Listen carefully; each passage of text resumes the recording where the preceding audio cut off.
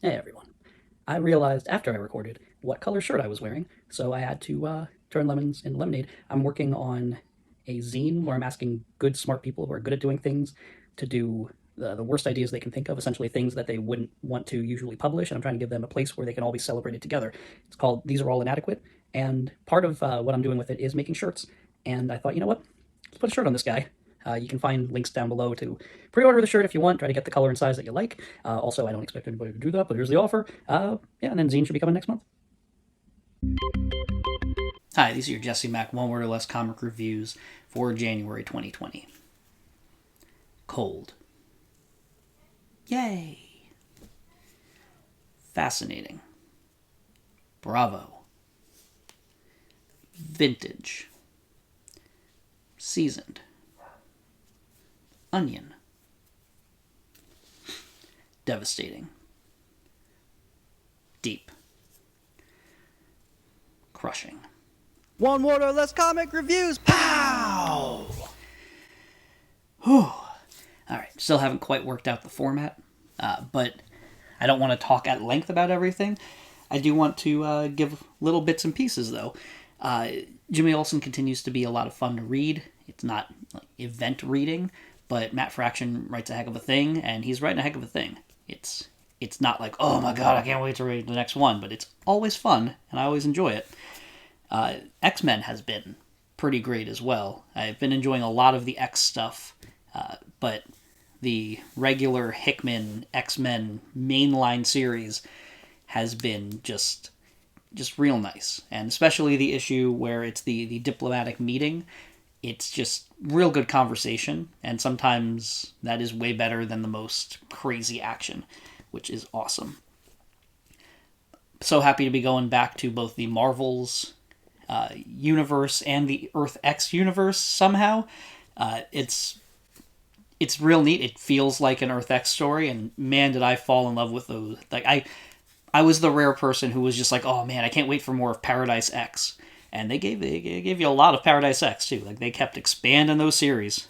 Quantum and Woody. It's man, I'm sad that Curse Words is gone, but Ryan Brown found the perfect book to jump onto right after, so that is awesome. I missed the first issue of Hawkeye Freefall, but the second issue it guarantees that I'm going to be reading the third issue of Hawkeye Freefall, because that was a heck of a thing.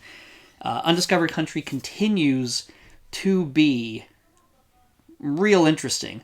Every time I think I kind of know where things are, like we're 3 issues in, and every issue has been like, you don't know what's going on yet. And so it's... I'm hoping when all the chips fall that things still feel good. Right now things feel really good, so I'm real happy about it. The end of Marauders was absolutely crushing. Oh, I used that for criminal. Dang it. Why aren't there more words for this? There are. I'm just bad at this. But yeah, just poor Kitty Pryde. Kate Pryde. There's little I'm looking forward to more than seeing the resolution of what the heck happened with her and Lockheed afterwards. So it's gonna be real nice. But really, let's talk a little more about the top two. Honestly, I was going to make Sex Criminals my number one pick, but it ended up being Non-Sex Criminal. Sex Criminals was just such a... It posed such a good, strong question. Just how do you measure whether you've been traumatized?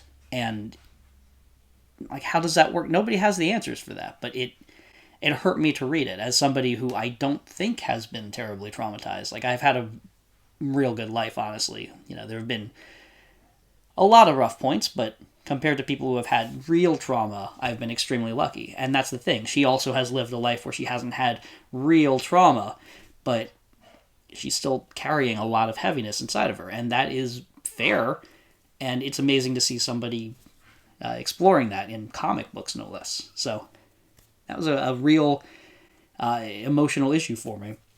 But when put right next to the sheer horribleness, I'm going to say horror, but no, let's just go with horribleness, of Criminal, I'm giving the tip to Criminal. Criminal was wow, that was a mean book.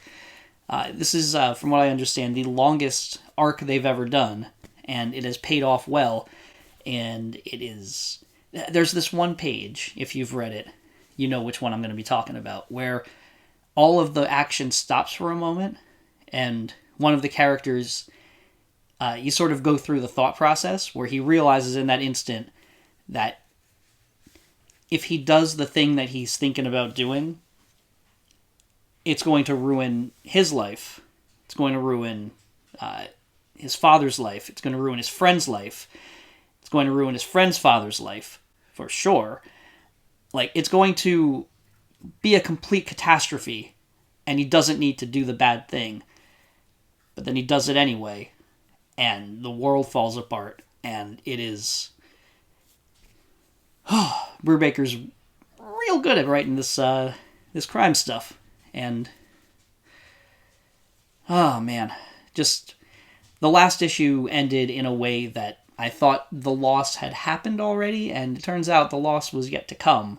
And they doubled down on it, and it was a real strong issue of Criminal. So, yay, I don't know how long it's been, but hopefully it's been like 4 minutes. 4 minutes is a good length for a video, I think.